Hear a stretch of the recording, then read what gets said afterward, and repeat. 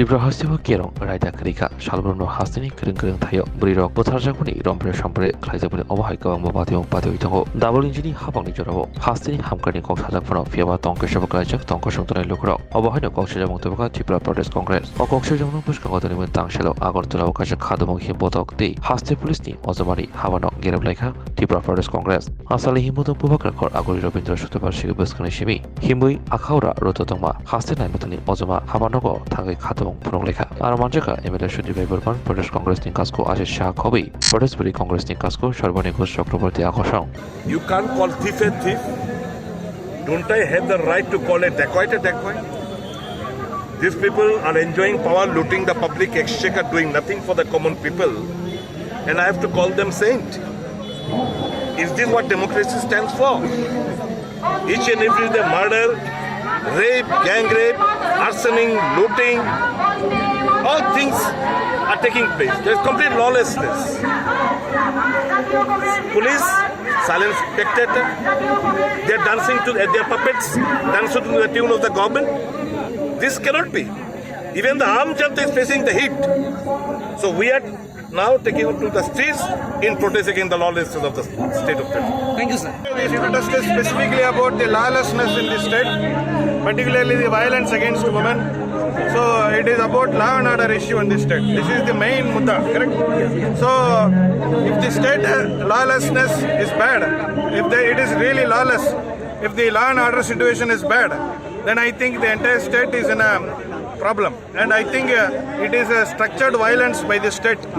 So it will surely affect the economy, it will surely affect the investment, it will surely affect the growth of this particular state, which the Congress leaders, PCC President and the MLAs have come here together along with the complete Congress party, and continuously we are going to highlight this issue across the districts. So this is our first protest against this particular government, specifically about the lawlessness, the violence involved in politics, which is completely dangerous for the future. 65% of the population in this country are below 40 years, and instead of focusing on employment and other constructive aspects, this particular government is just unleashing violence so that they can divert the people of Tripura and put them under fear. You said it's organized. What has been the role of the police? And in recent, we have seen communal violence also erupting in the state. Police is silent.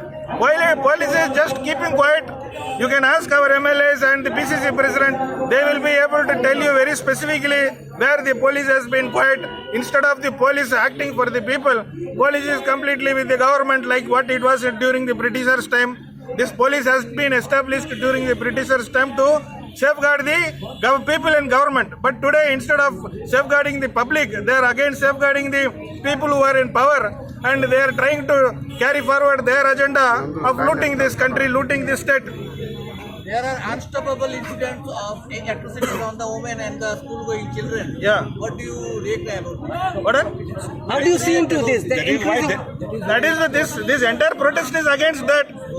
The entire protest is for those kind of issues, and I request all the media people to completely highlight this protest and take it forward in social media also. And the statistics, I think that is also manipulated by the state to hide the real facts of this particular state.